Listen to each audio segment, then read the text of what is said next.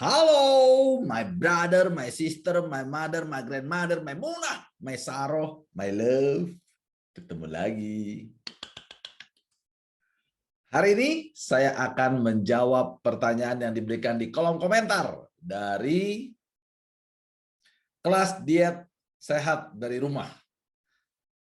Request topik coach, bagaimana caranya menjaga energi. Jadi saya akan membahas mengenai topik ini, 5 tips menjaga energi.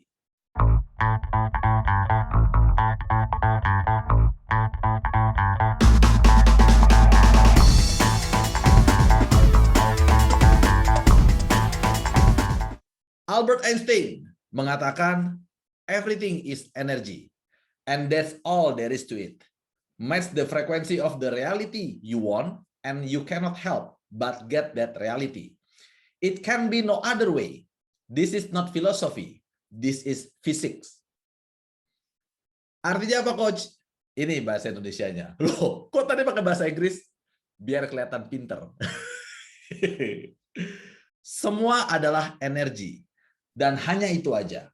Samakan frekuensi dari realitas yang Anda inginkan, dan kenyataan ini tidak bisa Anda hindari.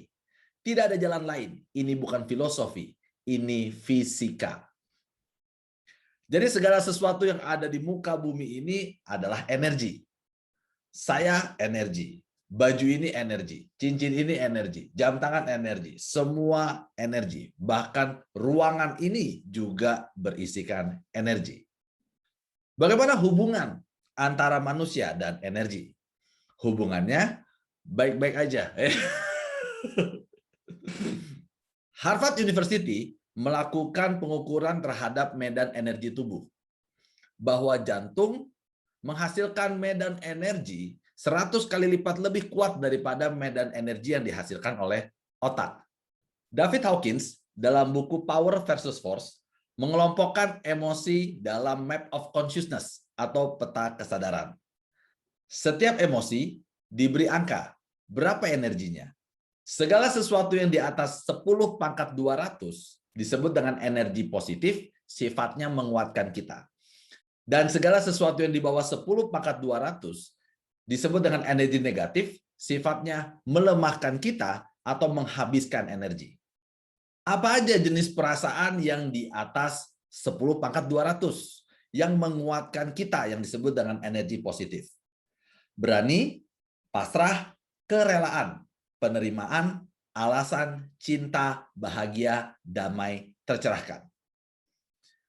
Sementara jenis perasaan yang di bawah 10 pangkat 200 yang kita kenal sebagai emosi negatif yang sifatnya menghabiskan energi adalah malu, bersalah, cuek, kesedihan, takut, mengidamkan, kemarahan, dan keangkuhan.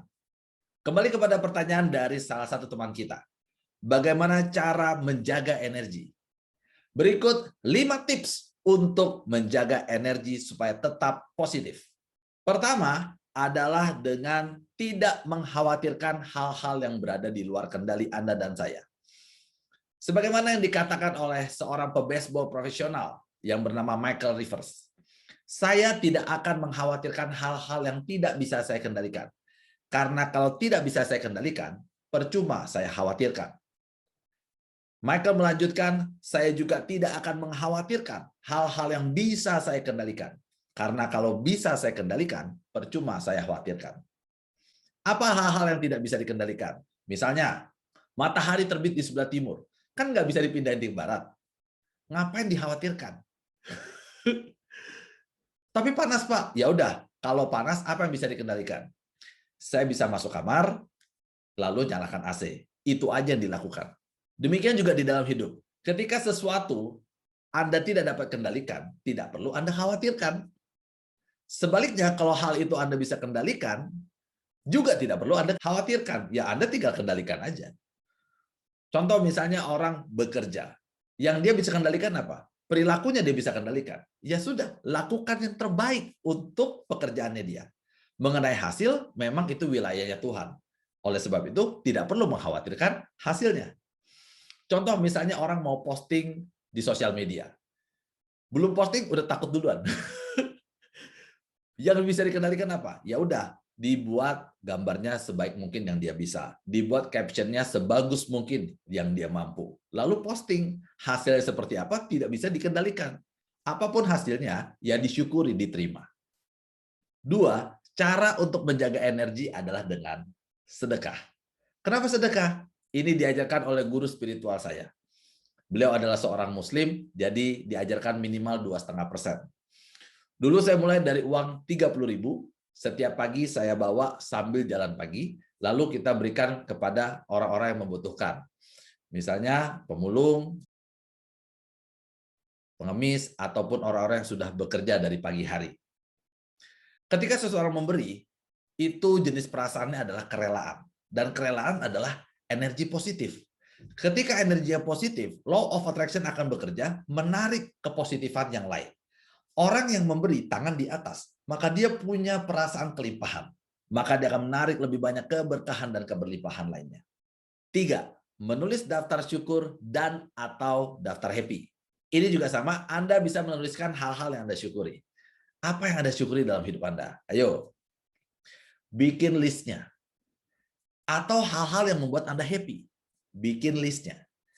Karena ketika seseorang membaca hal-hal yang membuat dia merasa bersyukur dan merasa happy, maka energinya juga kebersyukuran dan energi bahagia. Bahagia, kebersyukuran juga energi yang positif. Sehingga akan membuat dia menjadi lebih kuat dan juga menarik hal-hal yang baik ke dalam kehidupannya. 4, dengan melakukan kegiatan primitif yang bisa membuat Anda happy. Jadi kalau mau bahagia gimana? Anda bisa dengan melakukan kegiatan primitif. Apa aja? Setidak-tidaknya ada 5. 1, makan enak. 2, ngobrol enak. 3, tidur enak. 4, main enak. Lakukan hal yang membuat Anda senang. Dan yang kelima, mohon maaf, untuk yang sudah menikah, seks yang enak. Dengan melakukan kelima hal ini, orang akan mendapatkan perasaan bahagia sehingga energinya juga semakin positif. Dan yang kelima, pilih lingkungan yang positif.